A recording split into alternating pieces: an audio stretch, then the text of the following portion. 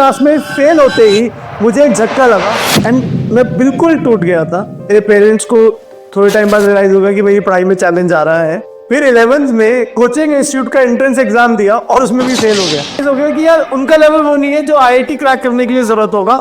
Mostly जो दोस्त थे उनसे बात करना छोड़ दिया था। I had a very serious breakup with my girlfriend. मेरे आसपास के लोगों को लगता था बंदा पागल हो। क्लासेस में फेल और आईआईटी में ऑल इंडिया रैंक 15। आपको लगता है इम्पॉसिबल है? अगर आप जानना चाहते हो कि ये किस तरीके से पॉसिबल हो सकता है तो आपको इस वीडियो को आखिर तक देखना पड़ेगा। You won't believe what happened. Early student life में मैं एक बिलो एवरेज स्टूडेंट था, बट 5th क्लास में फेल होते ही मुझे एक झटका लगा और मैंने अपने आप को संभाला और 10th क्लास आते आते मैंने अपने आप को एक अबव एवरेज स्टूडेंट बना दिया with a decent maths and science. फिर 11th में कोचिंग इंस्टीट्यूट का एंट्रेंस एग्जाम दिया और उसमें भी फेल हो गया। मेरे दोस्त ने भी दिया था, वो भी फेल हो गया, उसने तो प्रिपरेशन ही छोड़ दी। बेटा तुमसे ना हो पाएगा। पर मैंने डिसाइड किया यार अब तो लेवल इंप्रूव करना पड़ेगा, ये बात बिल्कुल एक्सेप्टेबल नहीं है।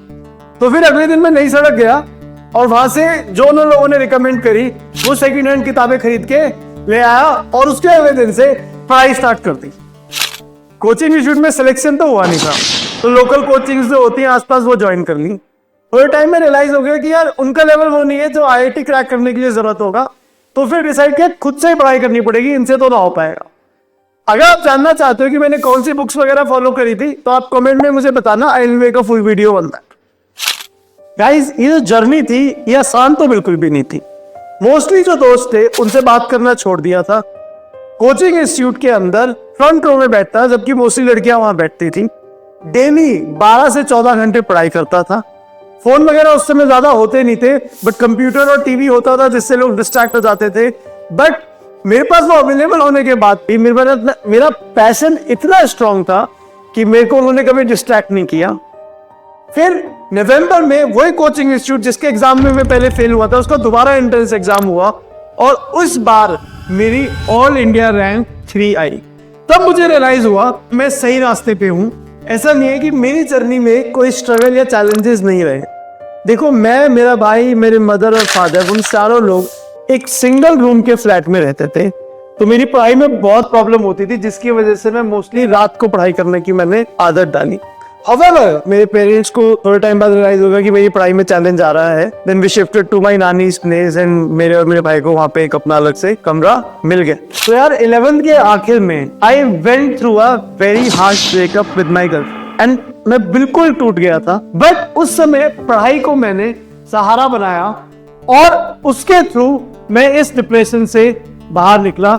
और इनफैक्ट जो मैं कोचिंग में सेलेक्ट होने के बाद कॉम्प्लिसेंट हो गया था, मेरे लिए ये वेकअप कॉल था और मन में एक थॉट था कि मेरे को ठुकरा के अब मेरा इंतकाम देखेगी। वो वाली फीलिंग के साथ मैं आगे बढ़ा। लुकिंग बैक मेरे पढ़ाई के तरीके कुछ अजीब तो थे। कभी ऐसा होता था कि गर्मी में मैं पंखा वंखा सब बंद करके पसीनों में बिल्कुल लथपथ होकर पढ़ाई कर रहा होता था। कभी ऐसा होता था कि एग्जाम स्टार्ट होने के बाद एग्जाम सेंटर में 15 मिनट वेट करता रहता था, 15 मिनट बाद एग्जाम में एंटर करता था। सब क्या देखना पड़ रहा है, अच्छा है मैं अंधा। मेरे आसपास के लोगों को लगता था बंदा पागल हो गया है। बट अब मेरे दिमाग में चल रहा होता था कि मुझे अपने आप को यूनिक बनाना है, स्ट्रॉन्ग बनाना है, ताकि मैं वो जो टॉप सक्सेस है उसको हासिल करूं। स्टैंडर्ड चीजें करके तो वो मिलेगी नहीं।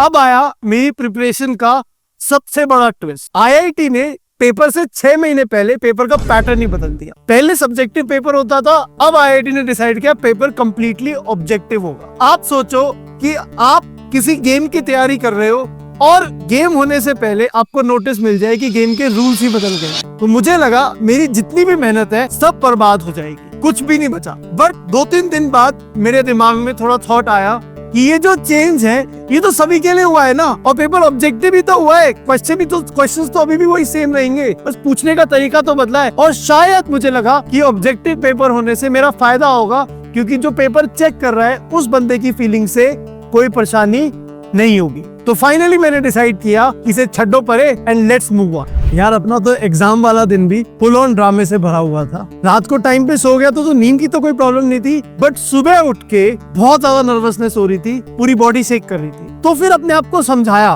कि चाहे जो हो जाए आज के दिन को तो एंजॉय करना है। 2 साल मेहनत करी थी इस दिन के लिए मैंने, तो इस दिन तो मैं अपने आप को दुखी तो नहीं करूंगा।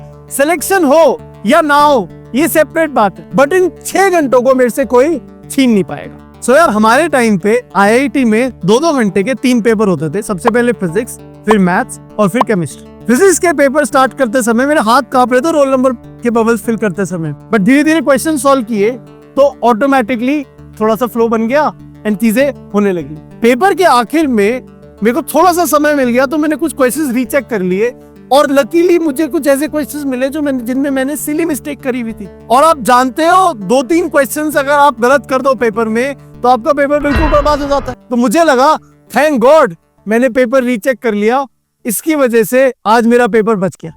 फिर हुआ मेरा मैथ्स का exam, one of the most difficult exam of mathematics in the IIT की हिस्ट्री। इनफैक्ट मेरे पहले 3 क्वेश्चन सॉल्व ही नहीं हुए। मुझे लगा अब तो मैं गया, बट फिर मुझे लगा कोई ऑप्शन तो है नहीं, पेपर में करनी है क्वेश्चंस, तो अगला क्वेश्चन ट्राई करते हैं। धीरे धीरे कुछ क्वेश्चंस हो गए, हाउएवर पेपर बहुत डिफिकल्ट था और मुझे रियलाइज हो रहा था कि मेरे से क्वेश्चन सॉल्व हो नहीं पा रहे। बट जब मैं सेंटर के बाहर निकला तो मैंने बच्चों को आपस में बात करते हुए सुना कि मेरे से 1 क्वेश्चन सॉल्व हो गया, मेरे से 2 क्वेश्चन सॉल्व हो गए, और फिर मुझे रियलाइज हुआ कि मेरा पेपर बहुत अच्छा हुआ है। एक्चुअली में पेपर ही बहुत डिफिकल्ट था।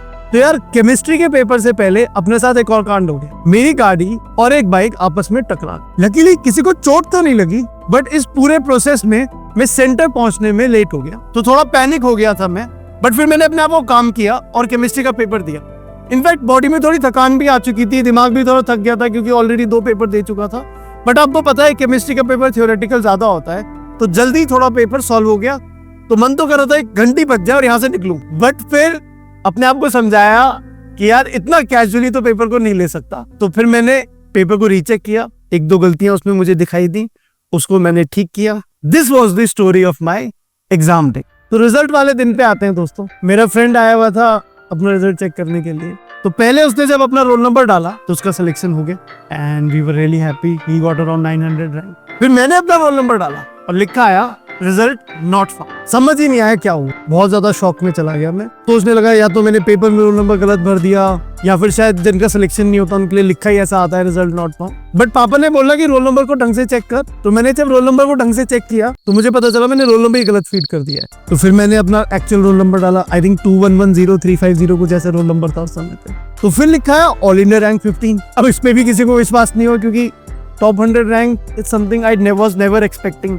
मेरा लेवल शायद वो था ही नहीं कभी भी, बचपन से जैसा मैं था। बट देन दोबारा रोल नंबर डाला और धीरे धीरे विश्वास होने लगा कि ये मेरा ही रिजल्ट है and it was the best feeling that I had in my life till then and till date. वो जो दिन है मेरी लाइफ का वन ऑफ द बेस्ट दिन है। शायद मैं उस फीलिंग को आपको एक्सप्रेस नहीं कर पाऊंगा कि जो मुझे उस दिन फील हुआ था, बट एक्चुअली में जो पूरे 2 साल की मेहनत है वो उस दिन फाइनली कुछ रिजल्ट लेके आई थी। मेरी इस जर्नी ने मुझे कुछ सिंपल चीजें सिखाई जो मैं टिल डेट फॉलो करता हूँ। पहली बात, नेवर एवर गिव अप। देखो मैं फेल हुआ, मेरा ब्रेकअप हुआ, एग्जाम का पैटर्न चेंज हुआ, बट मैंने कभी गिव अप नहीं किया, मैं चलता रहा, रुका नहीं। तो ये बहुत इंपॉर्टेंट है किसी भी जर्नी में सक्सेस हासिल करने के लिए कि नेवर एवर गिव अप। दूसरी चीज कि बहुत बार हम डेस्टिनेशन की चिंता इतनी ज्यादा कर लेते हैं कि हम जो प्रोसेस है, जो जर्नी है, उसको एंजॉय नहीं करते हैं। तो इस जर्नी को एंजॉय करे बिना रिजल्ट का कोई मतलब नहीं है,